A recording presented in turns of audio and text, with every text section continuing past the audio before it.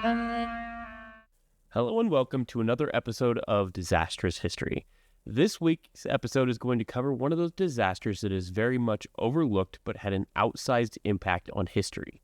This week, we are going to cover the Winecoff Hotel Fire in Atlanta, Georgia, back in 1946. The Winecoff Hotel is a steel-framed hotel built in 1913 in downtown Atlanta, Georgia. It sits on the corner of Peachtree Street and Ellis Street, just a stone's throw from the Olympic Park and the College Football Hall of Fame, both of which did not exist at the time. An unassuming square building with a brick facade that looks very similar to almost every other hotel built right around the turn of the century. The exterior of the hotel measured 62 feet by 70 feet and had 15 stories. This meant that each story had approximately 4,340 feet of available hotel space on each floor. The actual numbering inside the hotel went up to 16, but there was no 13th floor because superstition, obviously. You'll still find that in hotels today. Many hotels do not have a 13th floor. A lot of hotels also don't have a 13th room, fun fact. So if next time you're in a hotel, look and see if there's a 13th floor, and also look and see if there's a room with the number 13. A lot of them still do not. Now, the north side of the Winecoff Hotel was facing Ellis Street. The east side of the building was up against Peachtree Street. The south side of the building was up against a courtyard area, and the west side of the building faced a 10-foot alley. On the other side of that alley was a second building, the Mortgage Guarantee Building, which was just about the same height as the Winecoff Hotel. The actual structure of the building was a steel structure all the way up with poured concrete floors.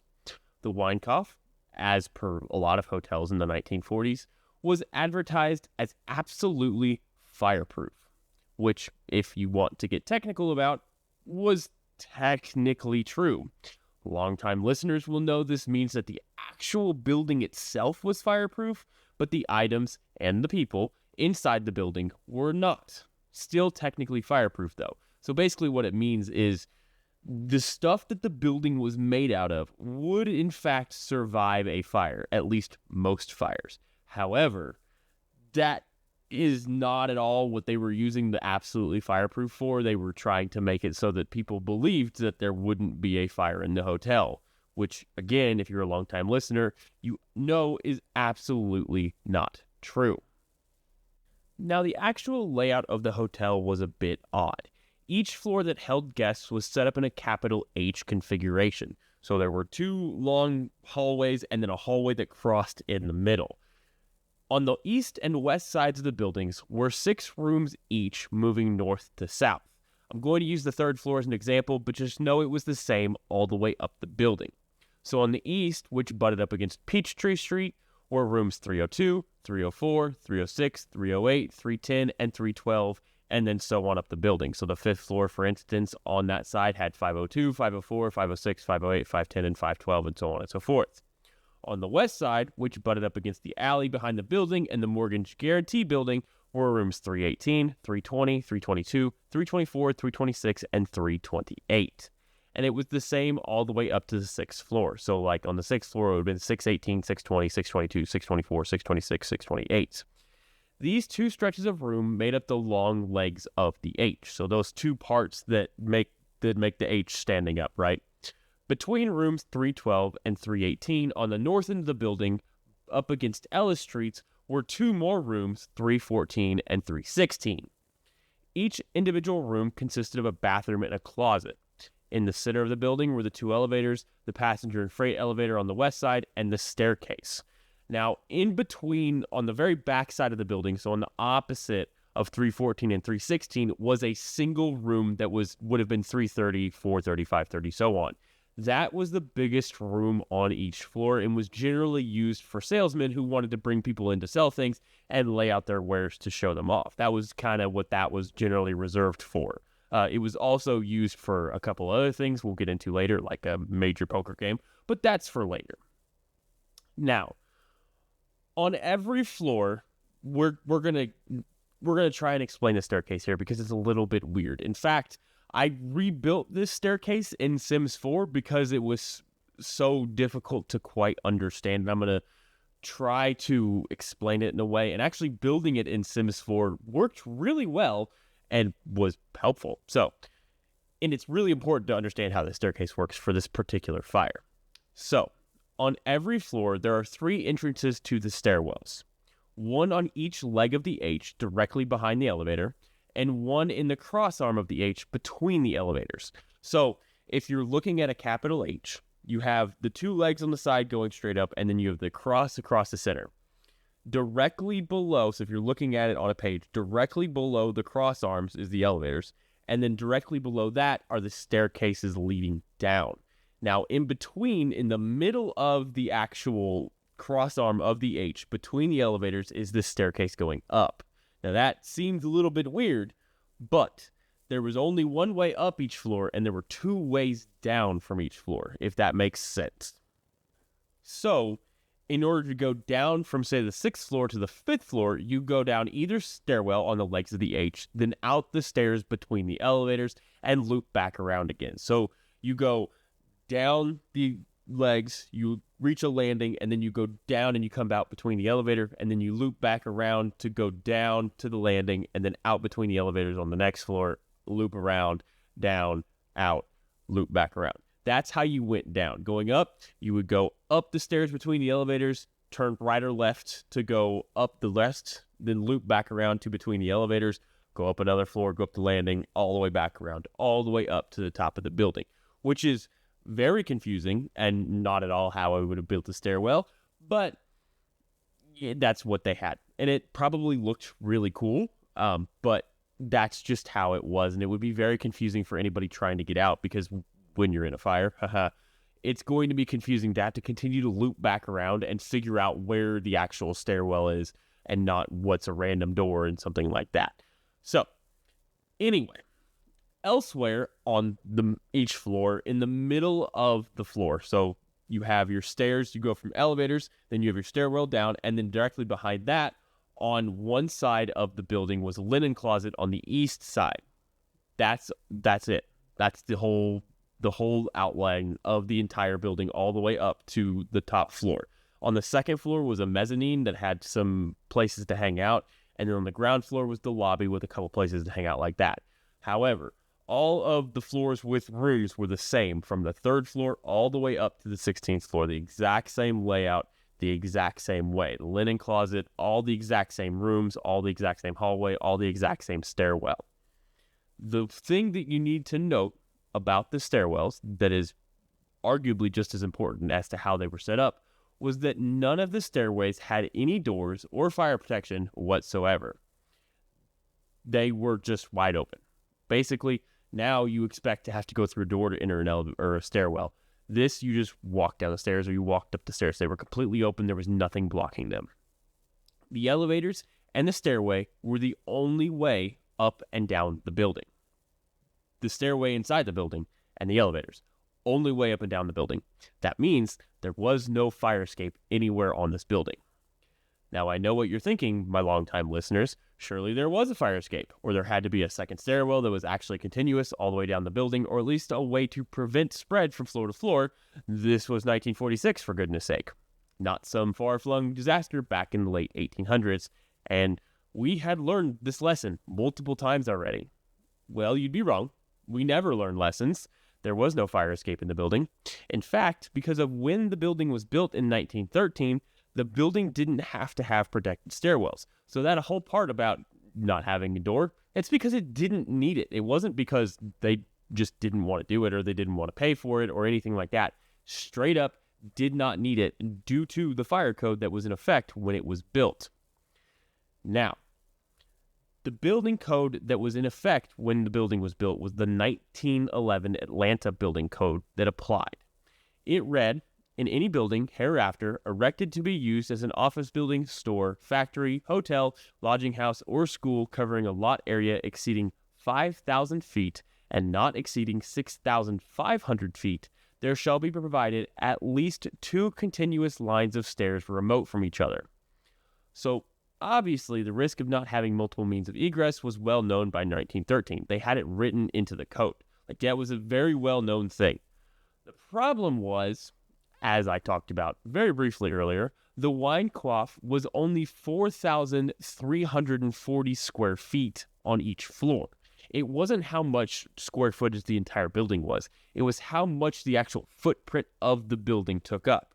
And because it did not reach that 5,000 square foot area required for a second stairwell, they didn't need one. And they didn't put one in because it would have ruined the aesthetic of the building. The building code would then go on to also say, no opening in any floor or roof shall be without a solid covering or enclosure as provided in this code to prevent the communication of fire from story to story, except as otherwise provided in this code for certain staircase openings which are not required to be enclosed. Which sounds great. The Winecoff should have protected stairwells to prevent fire spread from floor to floor. But not so fast, my friend, because Section 89 says, any hotel building having an area requiring more than one stairway as provided in Section 65 of this code shall have at least one continuous stairway enclosed in the manner described in this section. So, if you break that down into fire code speak, well, in this case, building code speak, because the Winecoff only needed one stairwell and didn't have the necessary footprint to have two stairwells, it didn't have the multiple staircases for egress and didn't need to have protected stairwells. That doesn't make sense, and I would agree with you that that does not make sense. But that was the building code required. Because it didn't need two stairwells, those stairwells didn't have to be protected. That doesn't make sense. One stairwell can transmit fire just as well as two stairwells can. But we're not going to protect them.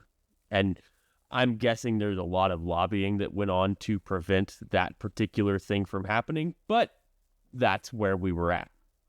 Now, they could have protected it if they wanted to, but they didn't.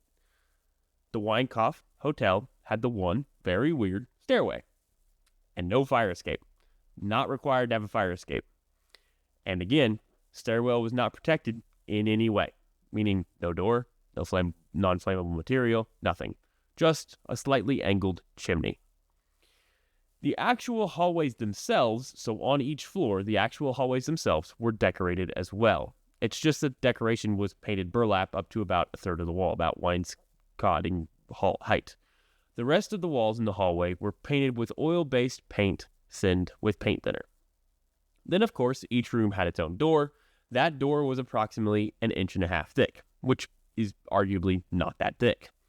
Above each door for each guest room was a transom that could be manually opened to allow for airflow in and out of each room. These transoms were covered by a 5/16 inch thick wood panel, which again is not thick. There were minimal other items in the actual hallways on each floor. It was just the general hotel decorations.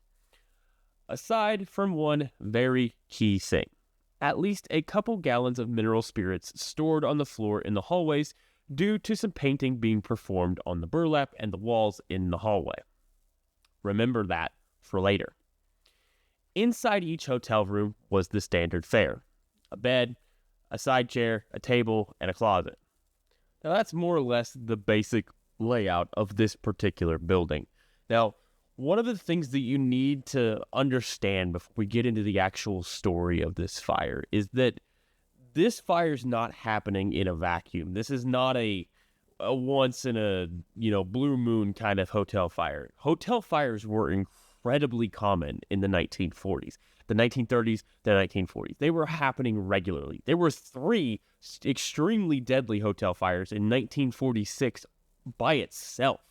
It was a very common experience, and it was a thing that people that stayed in hotels regularly worried about. There are several people that actually stayed in this particular hotel who moved rooms because they were concerned about the risk of fire and whether or not they could get out of the building. It's not like now where we have all of these fire protection systems, and if you're in a room, you stay in that room, and eventually the fire department will save you. And they have, fire trucks that have ladders that are 110 feet tall. The tallest fire ladder in Atlanta was like 85 feet, and that one was under construction while this fire happened. They were trying to get up the side of the building with ladders that couldn't reach above like the 7th or 8th floor. We aren't talking now. Like, this was a common occurrence, and this was a thing that everyone that stayed in hotels was worried about. This was so common in hotels that there were people on the night shift in hotels whose job was to go to the top floor and walk each floor on fire watch every couple hours, every single night, because it was happening so often. So just keep that in your mind as we go through this story, is that this particular incident was not shocking to anyone. How bad it was shocking, but the actual hotel being on fire itself was not. This wasn't even the first fire in the Winecoff. They just had one the year before that damaged one single room, and they managed to keep it tracked in that one room. But it was not the first fire in the Winecoff. This was a common occurrence. Remember that. All of these people know this hotel could catch on fire and I could die. That is what you need to carry with you through this particular episode. So that brings us to December 6th, 1946. The night of Friday, December 6th, 1946, was a normal night. It was a tad chilly, but not terribly. This was Atlanta, after all. It doesn't get that cold in Atlanta. The temperature that night got down to about 45 degrees. Now, I know for some of you, 45 degrees is very cold. That's not that cold. It's just a normal winter night. The hotel was completely full. People had traveled to the Winecoff from all over the place for a multitude of reasons. Alice Edmonds was the night maid in the hotel and was sitting in the third floor linen closet waiting to clean a room. On the fifth floor, Imogene Bates and her 11-year-old son, Gene Bates, had traveled to Atlanta to go Christmas shopping. Helen Walker was the hotel's auditor. She was living on the fifth floor in room 528. She was almost ready to graduate from Atlanta Law School and moved to Savannah, Georgia with her husband. The Goodson family, the dad Joe, the mom Gladys, 4-year-old Joe III, and 21-month-old Barbara were on a vacation down to Florida. They had made reservations at a separate hotel, but that hotel had given their room to someone else, so they had found room in the Winecoff in suite 1202, 1204. So there were a couple rooms on each floor, 1202, 1204, for instance, the 2 and 4 rooms. They were actually suites. They were, those hotels you stay in where occasionally there'll be a door into the room next door and you can open either side. So if you have a family that's staying together that needs multiple beds, they have access into each room. That's what that was. So they had just had a door inside their room that they could access the room that their kids were staying in. So they had their own bed. Their kids had their own room. It's just a common thing. And as far as having made reservations in a separate hotel, reservations then were not like reservations now. Reservations then were you called, made a reservation, and then if somebody showed up and was like, hey, here's $20, give me that room was given away. So that's what happened to them. That's how they ended up in the Winecoff. Now, Mildred Johnson was located in room 628. Irene Justice was just down the hall in room 624. She was staying there in the hotel for convenience as she went to law school in the evenings. In room 330, one of the bigger rooms that I told you about where the salesman went and, laid out their wares to show people that were coming up, there was actually a large poker game going on. There was a poker game that traveled around Atlanta to different hotels that was ever so slightly out of the reach of police at all times and was usually a fairly high-rolling poker game. In room 1004, the Coxes, Billy the mom, Bob the dad, and little Bob the son were in the hotel with their nanny, Delilah Chambers, on a trip. They were also in 1002, 1004, so they were in a suite so that Delilah, the nanny, could stay in a separate room from the mom and the dad. The hotel was also full of about 40 teenagers that had traveled from all over Georgia to participate in a mock legislature that was being put on by the YMCA. Most of them were staying 4 kids to a room and were using sleeping bags and rollaway beds in those 30 rooms, those bigger rooms, and besides 330, so like 435, 3630, those bigger rooms because they could sleep 4 kids in a room and it wouldn't be a problem. Now, sometime around 3:15 a.m., Rosanna Neal was taking some guests to their room on the 10th floor up the elevator. As she was descending, she started to doze a bit, but as she was going down the elevator, she was rapidly jolted awake around the 4th floor by this distinct smell of smoke. She quickly descended to the lobby and told the front desk worker at the time she had smelled smoke. What he did was he sent her back up to the 5th floor to try and find the bellhop on the 5th floor who was supposed to be doing the fire watch at the time. He had gone all the way up to the top, had descended down, and got called to the 5th floor to bring some ginger ale to an individual on the 5th floor. She took the elevator up to the 5th floor and opened the doors. When she did so, smoke immediately began to pour into the elevator. She stepped out and yelled for Mobley, the bellhop, but was forced back into the elevator and then began to travel back down to tell the front desk worker that there was actually smoke in the building. As she was traveling down, she passed the 3rd floor and could see an orange glow through the glass windows of the elevator on the 3rd floor. She descended all the way to the basement and started screaming, "Fire, fire, fire," as she went down the elevator. The front desk worker heard her screaming fire and realized that his wife was up on the 4th floor in room 410. He called her, told her the hotel was on fire and that she needed to get down quick. At that time, she ran to the door and opened it, but flames flashed at her and singed her hair, so she slammed the door closed. Meanwhile, the front desk worker ran up to the 2nd floor, looked up the stairs to the 3rd floor, saw the flames, then sprinted back to the front desk to call the fire department. That was the first and only call to the fire department at 3:42 a.m., which is, if you'll note, a full 27 minutes after the fire was estimated to originally be discovered. Maybe. What we know is that the bellhop that was doing the fire watch originally signed out of the front desk at 3:10 a.m., but he had gone all the way to the top floor and was working his way down. It's not known exactly what time Rosanna Neal headed up to the guests to the 10th floor. There's a lot of unknown time in this area from when the fire could have been discovered and when the fire department was called. So if Mobley takes the elevator from at 310 all the way up to the top floor and then slowly works his way down from the 16th floor to the 5th floor, that's going to take him some time. Probably, 5, 10, 15 minutes, somewhere in there. He was in the 5th floor. He was on the 5th floor, in the 5th floor room, with one of the guests talking to them when Rosanna Neal brought those guests up to the 10th floor and then went back down and then went back up. That's going to take some time as well. She first realized there was smoke as she was going down from the 10th floor. So let's say, just for guesstimate, if she went up 5 minutes after he went up on 310. So she went up at 3:15. She did not notice the smoke on the way up the stairs, up the elevator. Walked into their room, went back to the elevator, went back down. Let's say that took 2 or 3 minutes. She goes back down. It's now 3:18.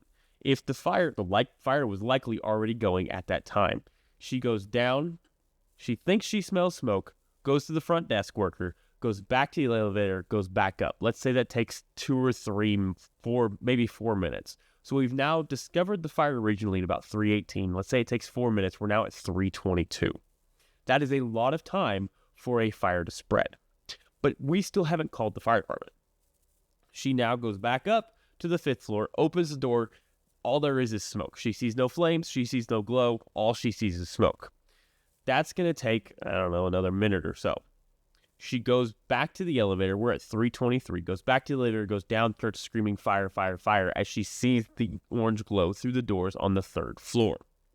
That is 3:24, 3:25. The front desk worker now has to make the decision to walk from his position up the stairs to the 2nd floor, look up, see the flames, go back downstairs, go to the front desk, call his wife, and then call the fire department. We are looking at a significant delay. Now, if that took him, 5, 10 minutes, we're still at 3:30, 3:35. So it's likely that this fire was discovered more around 3:20, but we have a long stretch of time from when smoke is first smelled to when fire department is actually called. And if you have listened to me talk about fire numerous times on my episodes, it doesn't take that long for a fire to very, very quickly go from very small to very large. If you go look at NIST videos on YouTube, you can see a room go from a very tiny fire to full flashover in about a minute and a half. Now, that's with very good fuel sources, which in a hallway of a hotel is not great fuel sources.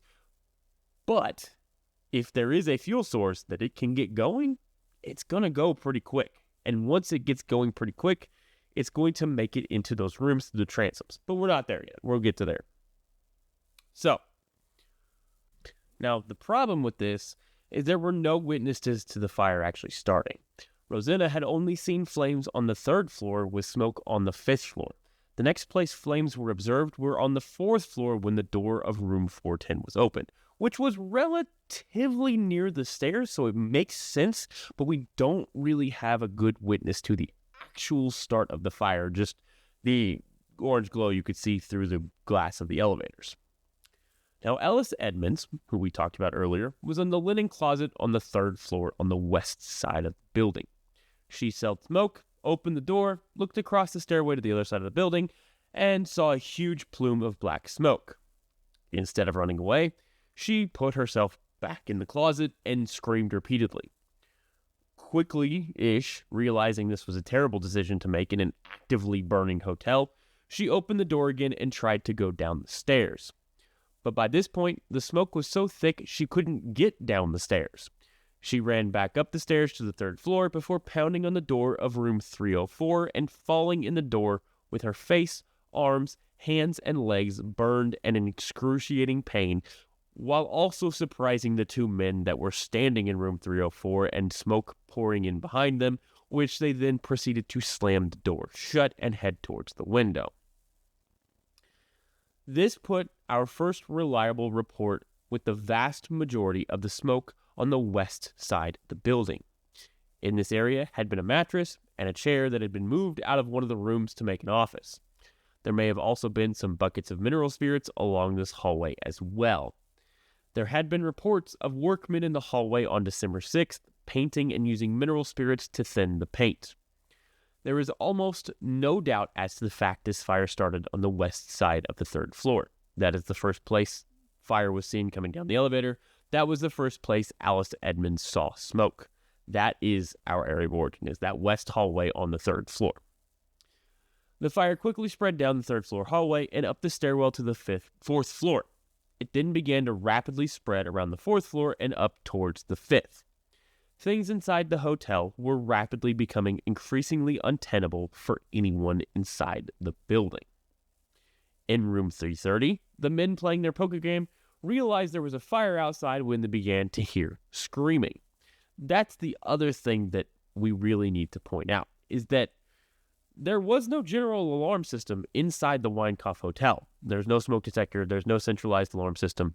So the only way that anyone inside who wasn't a worker there knew that there was an actual fire was hearing people screaming that there's a fire. There were a couple workers that were called by the front desk worker, but that very quickly didn't work because people inside the rooms were trying desperately to get out the window because that was the only place that smoke wasn't pouring in. It was really bad, especially because it's 3 o'clock in the morning. So a lot of people are sleeping. So it's going to take a lot for them to, number one, hear the screams because it's not nearly as effective as, a fire alarm. And number two, wake up enough to recognize what was going on inside the building and make a decision to get out. Now, the men in room 330 were awake because they were playing poker. They were probably a little bit drunk, but they were awake and they could hear the screams likely of Alice Edmonds as she screamed about fire and busted into room 304. And so one of them opened the door, realized that there was smoke coming, and then they climbed out the window next to their room to a concrete court area and then up onto a nearby roof. As they were climbing out of the building, there were several men in this room, so it took a while, and across the way, bodies began to impact the ground around them. People on the higher floors had started to realize the desperation of their situation and had begun to jump. At least some of them. Some of them were people who had broken their windows out to try and wave to the fire department and then passed out, being overcome by smoke and tumbling to their deaths. Now, the good news about this fire was that when the fire department was finally called at 3:42 a.m., They also arrived at 3:42 a.m. They were literally about 800 feet away. It was not that far of a drive. They got in their trucks and they were there almost immediately. So they were able to immediately get started on life-saving procedures and start putting water on the fire. Problem was, the fire was in the hallways of the building, and so they can only make an interior attack. There is very minimal they can do, especially with 1946 technology, to actually put water on the fire from outside the building. In room 418, two women from Crawfordsville, Indiana, Lib Stamps and Catherine Welliver, woke up to yelling in the hallway. Catherine went to the door to see what was happening and was greeted by the image of people sprinting towards the stairs and a giant ball of flame that singed her hair. Lib was in the bathroom and had shoved her head out the window because smoke began pouring in as soon as Catherine opened the door. Catherine slammed the door shut after being hit by that fireball and made it to the other bedroom window and was shoving her head out that window because, again, there's fresh air outside. There's no fresh air inside the building. Smoke was rapidly filling their corner room, and they had nowhere to go. It's likely that these two had their transom open for airflow as they slept at night, but that open transom was allowing a significant amount of smoke to flow into their room. Eventually, the two women saw each other and mutually climbed out onto an 8-inch ledge between the windows. So they were, the bathroom window and the window that Catherine stuck her head out were on the same side of the building, and they had lost each other when the smoke started to pour in, and smoke was obscuring being able to view, but eventually the wind blew just enough that they realized that they were looking at each other, and they could see a slight ledge off the edge of the building that they could climb out on and hope for rescue from there, instead of being inside the very rapidly heating up building. After climbing out on the ledge, below them, they could see firefighters setting up life-saving nets. Those nets for high-rise fires to try and catch people jumping from the upper floors that firefighters use sometimes. Catherine told Lib she was going to jump. Lib asked her not to do that because she thought maybe that a ladder could reach them, and they waited before eventually being rescued by an aerial ladder. On the 5th floor, Imogen Bates had opened the door and immediately been singed by fire. She was only there with her son to Christmas shop. It was supposed to be a fun trip, but it was now rapidly turning into a nightmare. She sprinted back to her bed and shook her 11-year-old son, Gene, awake. The Bates wrapped towels around their heads in a desperate attempt to be able to breathe still, despite the rapidly filling room with smoke. Gene panicked and ran to the bathroom and laid down in the tub. Imogen didn't see her son leave. For several precious minutes, she sprinted around the room, desperately trying to find her son. And I cannot imagine how terrifying that would be. To be there in a building that is on fire, your room is rapidly filling with smoke. You have to wrap a towel around your head just to be able to breathe properly. And you're there alone with your son on what was supposed to be a fun trip, and now you can't find him. You have no idea where he is. You have no idea where he went. Just sprinting around what should be a tiny hotel room that you can no longer see in just to find your kid. Eventually, she found him in the bathtub right as the fire finally burned through the door and began to spread through their room. They managed to find their way to the window, and Imogen asked her son if they should jump. His immediate answer was no, and I can't blame him. Eventually, the firemen on the ground moved a ladder to their window, and they climbed down. As Gene was climbing down the ladder, a woman plummeted past him, and he could tell she was desperately reaching for the ladder, but missed by just a few inches before impacting the ground and dying. Elsewhere on the 5th floor, Helen Walker was in room 528. She was quickly forced to retreat from the smoke entering her room out onto the window ledge. From this vantage point, Helen would have been able to see firefighters rescuing other people around the hotel with their ladders. She would likely have been waiting her turn to be rescued. Unfortunately, the window below her in room 428 burst out and flames ripped up towards her, catching her on fire and forcing her to let go of the railing and fall to her death. At this point, the fire department was absolutely outmatched. This was a multi-story fire. They were trying to make it work with ladders that made it about halfway up the building at best. They had to break out the life-saving nets to try and catch people jumping or falling. The problem was, the life-saving nets were only good for so high up. If they jumped from about the 7th floor or higher, remember it had 15 stories, the nets would stretch all the way to the ground or would rip entirely. This very quickly caused multiple significant injuries and deaths. Someone would jump, the firefighters would move the net to catch them, only for their body to rip straight through the netting and smash into the ground, or stretch it all the way to the ground and smash them into the ground anyway. But this wasn't the only issue. This fire was producing a ton of smoke. A large portion of the top of the building was completely obscured by smoke, and they couldn't see anything up there. Sometimes the smoke would clear just enough for someone on the upper floor to see a net and leap, only to completely miss, and the firefighters would never see them coming. One individual from an upper floor jumped, aiming for a net, and missed by just a few feet, but managed to grab a firefighter's coat on the way down and rip it off his back, dying on impact. One woman attempted to leap from her window and land in a net. She would never make it to the ground. As she fell, she became impaled on the marquee sign for the Winecoff Hotel and died there. The one thing that needs to be noted about this particular part was that this wasn't silent. There were screams coming from the hotel. Screams of help, screams of terror, screams of agony. All up and down the building, yelling and screaming were coming from nearly every single room. But the worst would be the screams of those falling from the building. It would start from high up and then suddenly stop. Even if you didn't see it, you knew what that sudden silence meant. Over and over and over again. Screaming from far away, rapidly getting closer, then silence. Occasionally a thud, but usually just silence. Each one a person realizing that the fear of falling was not nearly as bad as the fear of burning to death inside their rooms. They felt they had a better chance jumping than they did existing in whatever hell was going on inside those hotel rooms. The Goodsons in suite rooms 1202 and 1204 were in such a predicament.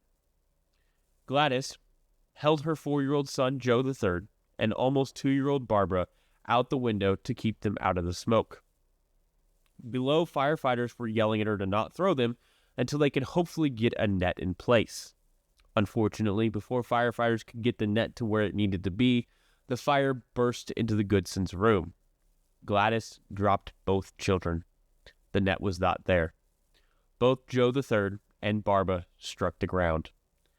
Gladys leapt for a nearby net, but struck the metal ring directly in the middle of her back, dying instantly.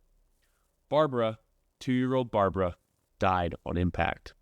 The dad, Joe II, also died on impact with the ground.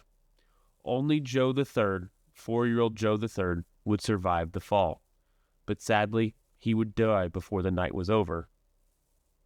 The Coxes in room 1004 found themselves in a similar situation.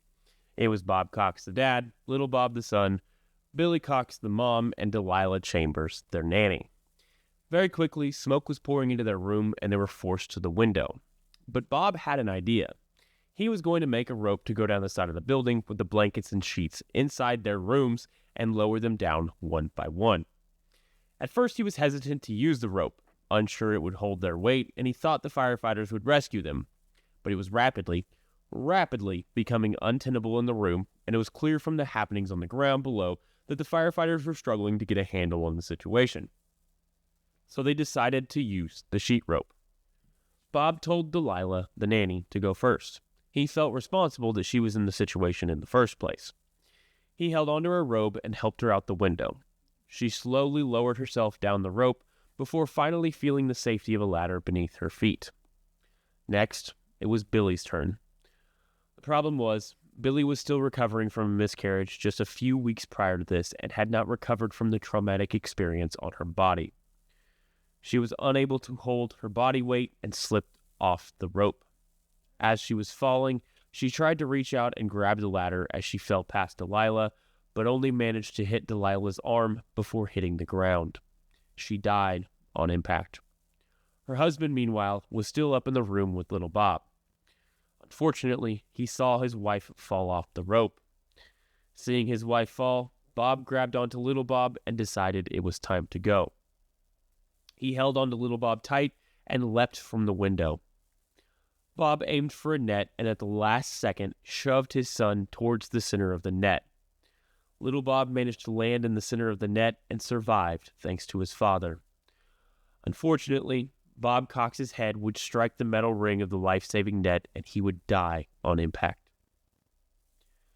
Back on the 6th floor, Mildred Johnson was determined to survive. She went to her window and hoped for a ladder. She quickly realized one wasn't coming. So Mildred did what so many others had done throughout the hotel. She tied her bed sheets together and began to lower herself down the side of the building as far as she could make it. She managed to lower herself just past the window of room 528 when a flashover occurred inside the room and launched flames out the window. This burned her sheet rope in half and she fell rapidly to the ground. However, Mildred would survive this fall only because she landed on the bodies of individuals who had fallen and jumped before her. Now, the reason there were so many bodies on that side of the building is what we talked about before, the Mortgage Guarantee Building. It was about a 10-foot distance between the Winecoff and the Mortgage Guarantee Building. The Mortgage Guarantee Building was not on fire. Now, 10 feet is a long way to jump for any normal person. That's a long way to jump for an athlete. But when there is a very hot fire behind you and a safety just 10 feet away, that 10 feet looks a lot shorter than it actually is. So a lot of people on this backside of the building next to the Mortgage Guarantee Building attempted to leap across the gap in a desperate attempt to make it away from the flames that were now licking at the backs of their bodies. Most of them, unfortunately, would not make the jump. Now, eventually, some guests from the lower levels got into the building, the Mortgage Guarantee Building, and began to lay boards across the gap to help some guests escape that way, and firefighters would lay their shorter ladders across the gap to help some guests escape the rapidly approaching flames from the Winecoff into the Mortgage Guarantee Building. But even then, some of the people from the upper floors saw this happening and leapt in an attempt to land on these ladders and then crawled to safety. Some of them successfully did so. Some of them missed and died on impact. Now, Mildred Johnson's neighbor in room 624 would not be so lucky. Irene Justice was waiting for a ladder to reach her. She had laid her head on windowsill and waited. That was where the fresh air was. That was where she needed to be. Eventually, firefighters were able to get up a ladder to her room and get to where she was. When they reached her, it looked like she was asleep. They touched her arm and her head rolled back, and they realized she was dead. Now, there's a photograph of Irene Justice with her arm on the actual ledge, and she looks just like she's asleep. There's barely any soot on her body. It just looks like she laid her head down and took a nap, but she was dead. Now, of the 40 high school students had been staying in the hotel for the event, 30 of them died. Many of them died from jumping out the windows in an attempt to make it out of the building without burning to death. On the 15th floor, Dot Smith was with her 3 children, Fred, Dotsie, and Mary. Up that high, there was no hope for the ladders to reach them. There was also minimal hope for them to actually land in a net. The only thing they could do was hope that the firefighters put the fire out before the fire got to them. Dot had her 3 kids lay down in one of the beds in the room. She laid down right next to them. They laid down in the bed together, wrapped their arms around each other, and waited and hoped for rescue. Unfortunately, the family of 4, mom, son, and 2 daughters, suffocated in their bed in each other's arms. In total, 119 individuals would die in the Winecoff Hotel Fire, including the owners and namesake of the building, William Fleming Winecoff, and his wife, Grace Winecoff. William was found in a hallway. Grace was found outside on the ground. This death toll made the Winecoff Hotel Fire the deadliest hotel fire in American history. It still remains the deadliest hotel fire in American history. And looking at photographs of this particular fire, you can see the desperation of people. There's a photograph of the front of the building. I'm going to shamelessly plug my YouTube here. If you watch the YouTube video of this particular episode, I'm going to have a picture of it up on the screen so you can see it. On each floor, out nearly every single window, are ropes of sheets just tied out the window, dangling in the wind. And you can see out nearly every window the last desperation of people trying desperately to make it out of the hell that was rapidly becoming unbearable inside this building. And because of how this particular fire was spread and because of how the rooms were set up, it's likely that nearly every single room in the building that had fire inside of it reached flashover stage, which means, to explain flashover really quick, a flashover occurs when everything in the room is burning. So you have your fire start to build up and build up and build up. And eventually you'll have your upper layer smoke level layers start to descend and descend and descend. And eventually you will reach a point where the temperature inside the room is so great that the smoke that's coming down auto-ignites. And every single flammable thing inside this room will burn. And it will reach temperatures of nearly 2,000 degrees. And as a firefighter, you are taught that if you think a room is about to reach flashover, you go out the window regardless. You do not stay. You do not try and fight that fire. You go out head first, down the ladder head first, out the window and fall the 2 stories. Whatever it is you need to do, you get out of that room because it will set your fire gear on fire. It will melt your mask. You will die inside a flashover room. It is incredibly hot. It burns from floor to ceiling. All of the smoke ignites. This is likely what happened in nearly every single room that actually had flames inside of it. Some of these rooms never had flames, but filled with so much smoke that people just suffocated. That's what happened to the Smiths on the 15th floor. They suffocated to death inside their beds, but there was very little actual fire damage on the 15th floor. This was the absolute worst possible scenario. Being inside one of these rooms would have been literally one of the worst things that we've talked about on this podcast. Because if you're on, say, the 10th floor, you have fire that's coming through your door. It is burning through your door. You know you have a certain amount of time until that fire burns through your door. The problem was a lot of people were sleeping with their transoms open for airflow because it's going to get stuffy inside the room. So they have the transoms open. They can't get to the transom because it's so hot in that upper layer. You stick your hand up there, you're going to burn. So you can't close the transom to prevent smoke coming in that way. So your room is rapidly filling. And as it's filling across the ceiling, that smoke layer is going down and down and down and down. And it's inching ever so quickly towards you. You are watching your available area of clean air get shorter and shorter and shorter. And as that fire is spreading up the stairs and going from floor to floor to floor, eventually you're going to start seeing flames flickering in behind that smoke through the transom. And it's going to look like fingers across the ceiling. It's going to start rolling across the ceiling. And it's going to look like that fire is reaching out for you. It's going to look like a hand coming across the top of the ceiling, reaching out for you, trying to find you. And what's happening is because the people inside these rooms have to have the windows open. They cannot stay in that room with the window closed. It's just not going to happen. They're instantly going to open the window because that's where the fresh air is. It has reached a point where that fire is less looking for fuel and it's looking for oxygen. It is an oxygen-fed fire. So it's going to start moving across the ceiling at first, and then it's going to start banking down that opposite ceiling. And it's going to start banking down in front of that window. And eventually, it's going to start igniting that whole ceiling, and it's just going to be a glow, and all you're going to see an orange glow.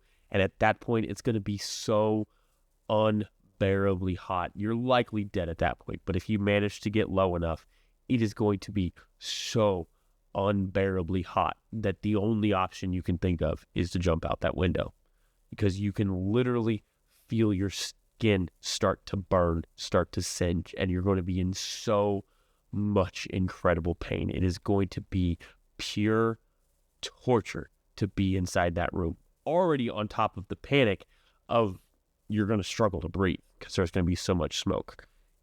It's going to be the worst of the worst experience that we have ever talked about on this podcast. The people that were trapped inside this building did not have good deaths. This was pure torture, especially those who could see the ladders, like on the 8th, 9th, 10th floor, that could see the ladders, see the people that were being rescued below them, knowing they had no chance. It was either tie a rope and hope they can climb out the window, or jump, or burn to death in their room. This was terrible. Those people on those higher floors knew that if the fire department could not get this fire under control, which, if you're on the 10th floor, you're going to start seeing fire get higher and higher, coming out higher and higher floors. Starts on the 3rd floor. Fire coming out the 4th floor. Fire coming out the 5th floor. Fire coming out the 6th floor. You can see it getting closer and closer and closer to you, knowing the fire department has that much higher to get to try and get water on this fire. Now, this particular building did have a standpipe. There was a standpipe in the building, and it had a fire hose. Unfortunately, that fire hose was rotten. Every single link where it looped, every single loop was torn. Now, there was some speculation that the fire hose had been cut, but it seems more likely that the fire hose was just rotten, and it had rotten through, and no one was able to use it. So knowing that, those people on those floors who would have no idea that the fire hose wouldn't work, the standpipe wouldn't work, that makes it so much worse. So much worse. Now, one of the main questions is why this fire spread the way it did. A lot of it has to do with the layout of the building. Now, it's true that the arrangement of the stairs would likely eliminate a lot of the fire spread in a normal situation. But this was not a normal situation. In normal hotels, you have one single staircase that leads all the way up to the roof, and it's sealed off by a door, usually. This particular case did not have a single staircase. It was kind of designed like a single staircase, but it was not sealed off. Every stairway was open to the hotel, so every floor had no protection in front of it at all. If you remember back to the Grenfell Tower episode, we talked a lot about the stack effect in that episode. Basically, heat moving upward creates a low pressure at the bottom that's pulling in more oxygen, allowing the fire to spread upward quicker because it's receiving fresh oxygen from below, pushing it up, allowing it to preheat what's above it, and then continue on like that. This particular case, the fire started on the 3rd floor, which immediately was able to go up the stairwell. All of that heat immediately able to go up the stairwell, because as your smoke goes up, it goes across, and it's going to find the highest point. Remember, heat rises. So as it goes up the ceiling, it goes across, it's going to go up that stairwell, right? It's just how it works. It's going to go all the way up until it can't go up any higher. So it's going to go all the way around.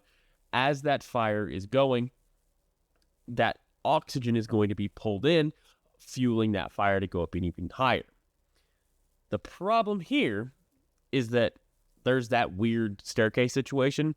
However, each room has a transom, as we've talked about. That was the entrance for the smoke in most of these rooms.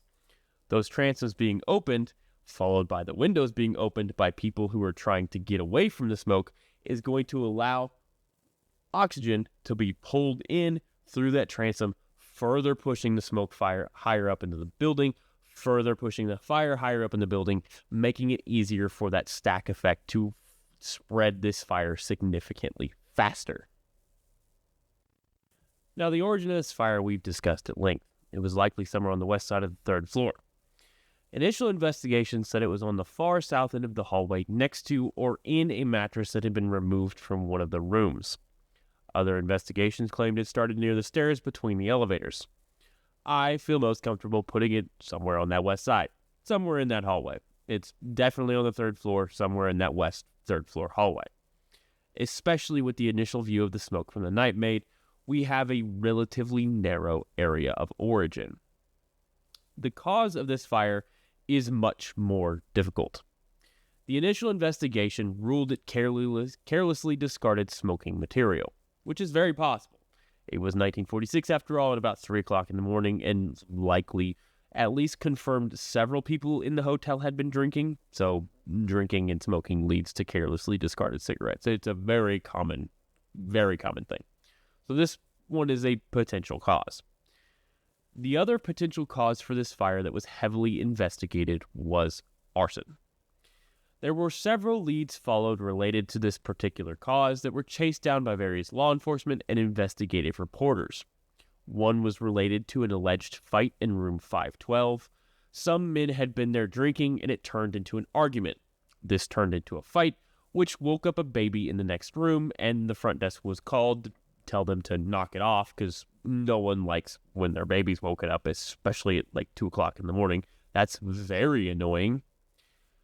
As one of the men left after they had been told to cool off, he muttered a threat to the individual in the room of, "I'll get even with you before the night is over."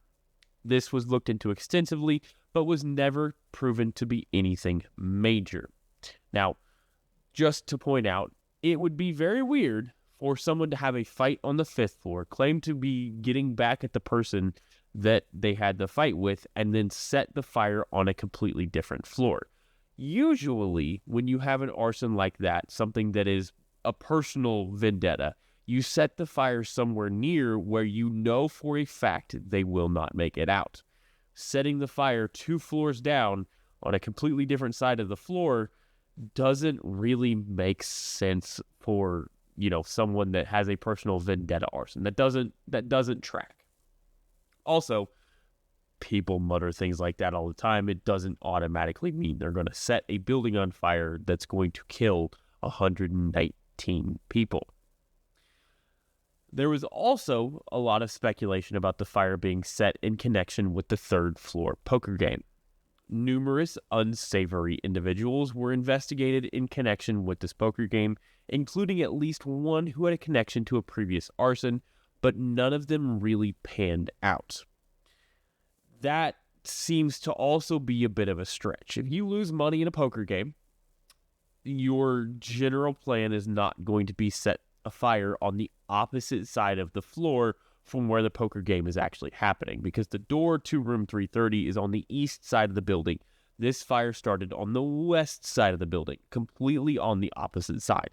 Doesn't really make sense, and there wasn't really any good evidence to support that someone in that poker game set the building on fire. There's several reports of random individuals who were suspicious walking into the building and out of the building, but again, it's a hotel on a Friday night. That's a standard fare. Like, that's not going to be indicative of arson. At least one investigator stated that burn patterns on the floor indicated that someone poured a flammable liquid along the ground and up to at least the 5th floor, but this one is pretty easily explained by the fact that the fire spread very rapidly up the stairs and likely reached full room involvement on several locations. And when you have a fire that reaches this advanced stage of development, once you have that floor to ceiling burning, most people, when they're walking on the floor, they tend to walk in the middle of the hallway. That wears down the carpet in that area over time. As the fire is developing, it's going to burn in that wear area because those carpet fibers are thinner. That thinner material is going to ignite easier than the material on the far sides of the actual floor. Because it's thinner, it's easier to catch on fire. It requires less energy to ignite those fibers. So when you have a fire that it gets to this advanced development, you'll get those patterns on the floor that look like someone has poured a some form of accelerant in that area, but it's literally just the fire burning the easier part of the floor to burn. That's just one of those common things that happened. There was a lot of circumstantial evidence of an arson being reported. Individuals surrounding the Winecoff Hotel reporting various suspicious men walking away from the building as the fire started. But reports like this are a dime a dozen in the aftermath of fires, when anything that looks even slightly suspicious gets blown way out of proportion. There could have been people that, the fire department wasn't that far away. So any man that's running to the fire department or going towards the fire department looks suspicious if they're walking away when there's a fire directly behind them. That is a thing that came up a lot when I was doing fire investigations. There would be a fire and someone would say, oh, I saw this random person walking away that looked suspicious. And it's a cooking fire. Like, these kinds of things get reported. Explosions get reported all the time in the aftermath of fire. It's just because a fire is an unusual event. So people's senses are heightened and they tend to reach for conclusions that make sense beyond this is a thing that happened accidentally. I need to have a reason for this to happen. That person setting the building on fire is the reason for it happening because it makes sense. It's not just a random happenstance. Now, there was one investigator who took samples of the area on the 3rd floor where this fire is thought to have started and had them tested for flammable liquids. That sample came back positive for flammable liquids. It does not report what flammable liquid, but it did come back positive for flammable liquid. Which brings me to what I feel is the most likely cause. I don't think this particular fire was arson. It doesn't have any of the hallmarks of arson. There was no fight on the 3rd floor. There wasn't anybody that made threats. There was a cop that was supposed to have some shady connections to the mob in Chicago. But again, why would you start a fire on the 3rd floor when the cop was on the 1st floor? Why? There was reports of, romantic trysts, affairs happening in the hotel. Again, why would you start a fire randomly on the 3rd floor and not outside of one of the rooms of the people that's having that romantic affair? The area it started was 2 men that were friends, that were not married. Not really a big deal right there. It's just, there's no real hardcore evidence that this was an arson. However, that positive sample is interesting because if you remember all the way back to the beginning of the episode, I did say that there were several men reported in the day before the fire working in the hallway, painting the halls, that was using paint that was thinned with paint thinner. When paint thinner burns, it shows up as a flammable liquid on a sample. There were also a few reports that some of the mineral spirits were stored in the hallway that night. Now, one of the things with mineral spirits is they are frequently used in conjunction with rags. One of the dangers of mineral spirits is if they are cleaned up with rags and not properly disposed of, they can spontaneously combust. The drying process with mineral spirits is exothermic. Basically, they release heat as they dry, and if the rags are piled up in a pile, that heat has nowhere to escape to and just continues to build and build and build before eventually reaching the ignition temperature of either the spirits or the material they are on. What feels like a very probable cause of the fire is workers used some rags to wipe up excess mineral spirits and then left them in a pile somewhere in the west hallway on the 3rd floor at quitting time. If quitting time for the workers was sometime around 4 or 5 p.m. on Friday afternoon, that gives the rags approximately 8 or 9 hours to build up heat as they dry and spontaneously combust. Now, this would explain why there was some confusion as to why there was no evidence of an actual ignition source. It also makes sense as to why they received a positive lab sample. There is part of the investigation of this fire was describing the damage that occurred inside this hallway. And one of the issues that the investigators kept arriving at was the mattress that they had put the original area of origin in on the far south end of the west side of the hallway was that the mattress wasn't completely consumed during the fire. And it would likely be that if the fire had started in this mattress, it would have completely consumed all of the mattress. Most likely would have consumed all of the mattress.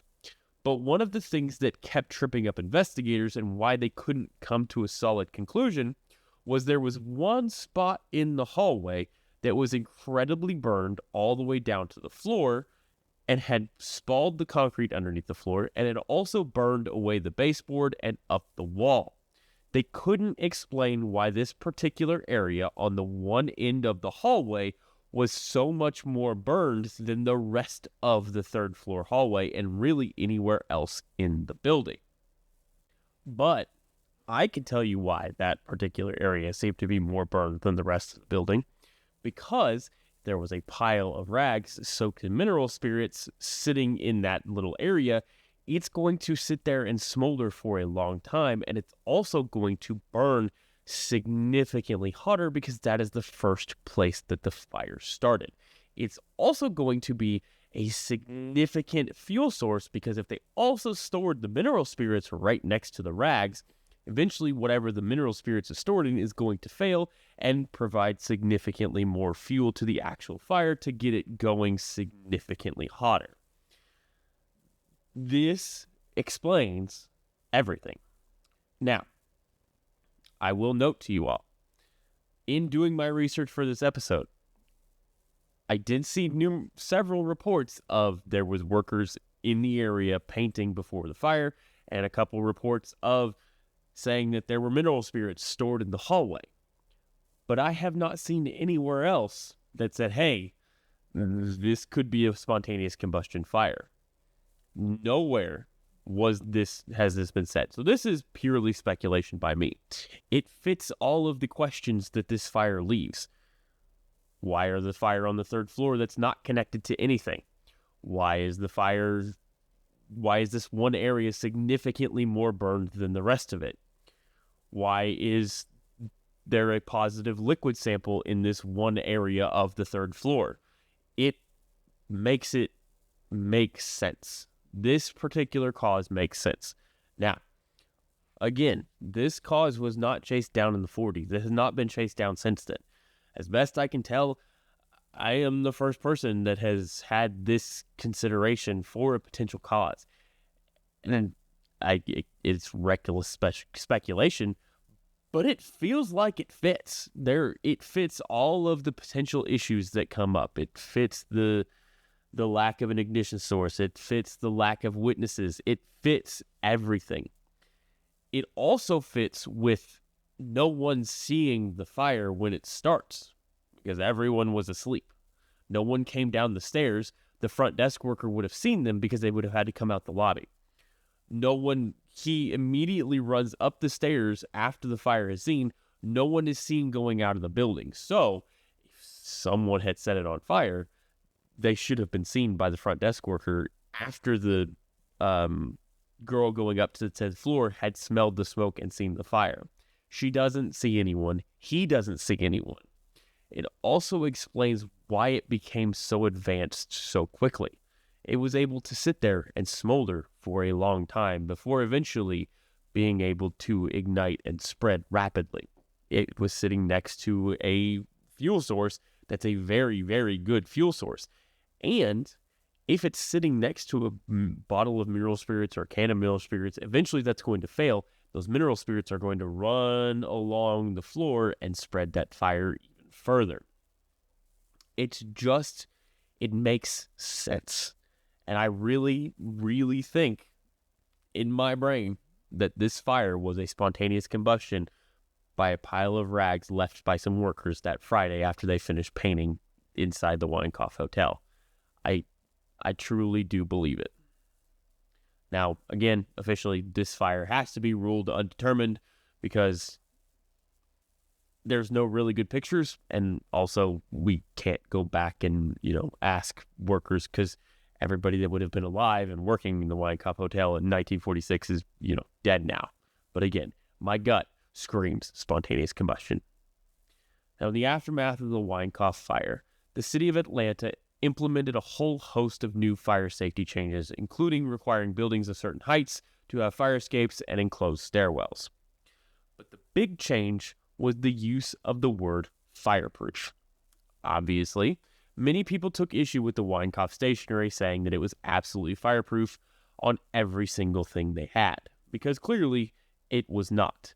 One of the big things that happened in the aftermath of the Winecoff fire was that anyone who suffocated in their room on a certain stretch of floors from like the 4th floor to like the 10th floor, they suffocated to death and died, but their bodies were so burned, were so destroyed by this fire and the consumption by the fire as they entered their rooms, that they were completely unrecognizable, and they were unable to figure out which body came from which room as they came down the stairs. So firefighters would go up, put them on a stretcher, bring them down, and then forget which room they came from.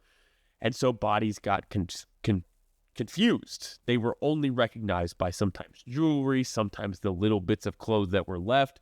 Sometimes they got lucky. Sometimes it was dental records, things like that.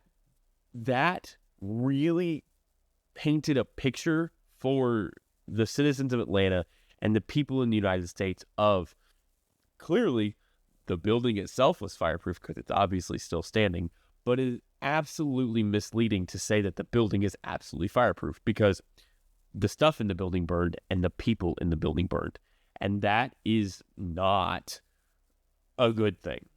And that's when things in insurance and in the fire safety profession started to switch from being more focused on protecting property, being less focused on protecting property and more focused on protecting life. We got the life safety code out of this. We got fire codes out of this. Things got rapidly updated because this was one of those things that really, like, there's pictures of the aftermath of the fire. The pictures of the sheets hanging out the window is haunting. There's a photograph that was taken of a woman jumping out of one of the upper floors, and she's caught mid-fall with her dress flung up, falling down. You can clearly see her terrified, her underwear sticking out, like the whole thing caught mid-fall. And that was printed on the front page of the newspaper. All of these photos of this fire as it's going on, people terrified, them posting in newspapers trying to find relatives of people that they cannot identify because they were burned so badly. There's a report of one woman who died. Her body was sitting in a chair and her head had been completely consumed by the fire as it was blowing out the window. In fact, they had such a hard time identifying bodies out of the Winecoff fire is on Sunday, the Atlanta Constitution ran an entire article on 18 bodies that were still not identified by that night, by Saturday night, December 7th, 1946. The headline for that particular article read, "Bodies Described," and that's it. It read, child, boy, brown overall, 4 to 6, new brown shoes. Female charred, about 16 to 25 years old, long dark brown hair, identification bracelet with name Jean. Charred male, medium height. Female, 55 to 65 years old, long gray hair, hotel room key 1402 in hand. On and on like that. Describing 18 different people who they had no idea who they were. And this was the trigger for figuring out how to prevent this from ever happening again, because this was awful. There was December 7th is one of those days that will live in infamy. December 7th, 1946 is also a day that will live in infamy. Just 5 years after the horrific attacks on Pearl Harbor, another horrific night in the United States left 119 people burned and unrecognizable in a disaster inside the United States. This particular fire changed a lot of things in the fire safety industry. It still remains the deadliest hotel fire in United States history, which is a good thing that our deadliest fire was, 80-something years ago, but it changed a lot. It made it so that protected fire Protected staircases were required. Fire escapes were required. There was a general alarm put in all hotels to make sure that everyone was aware if there was a fire in a building. It also spurred Atlanta to get taller ladders to make it so that they could rescue people even on the highest floors of the buildings inside their city. Obviously, some skyscrapers will never have ladders that tall, but still, it spurred them to get even taller ones and make sure that they were in a use at all times to have backups on backups in case something like this ever happened again. Now, as of now, the Winecoff Hotel is still a hotel. It's just changed its name to the Ellis Hotel, named after one of the streets it sits on. And it has a fire escape on the backside, and it's been fully refurbished. It now has a full working fire alarm system, has sprinklers, the whole 9 yards. Something like the Winecoff Hotel Fire back in December of 1946 will never happen again inside that building. And with that, we've reached the end of this week's episode. I hope you guys enjoyed it. As always, you can follow me on all social medias. It's Disastrous History everywhere. I know I said it in the episode, but I do have my new episodes up on YouTube with pictures in this area or this area. Depends on where my wife decides to put it. Yes, my wife, Caitlin, edits my episodes. She does a great job, and she's fantastic, and she's probably going to be mad that her name is in this episode, but I love you. You do a great job. Anyway, I'm glad you guys are here. I'm glad you guys enjoy the podcast. As always, stay safe, and remember to check your smoke detector batteries.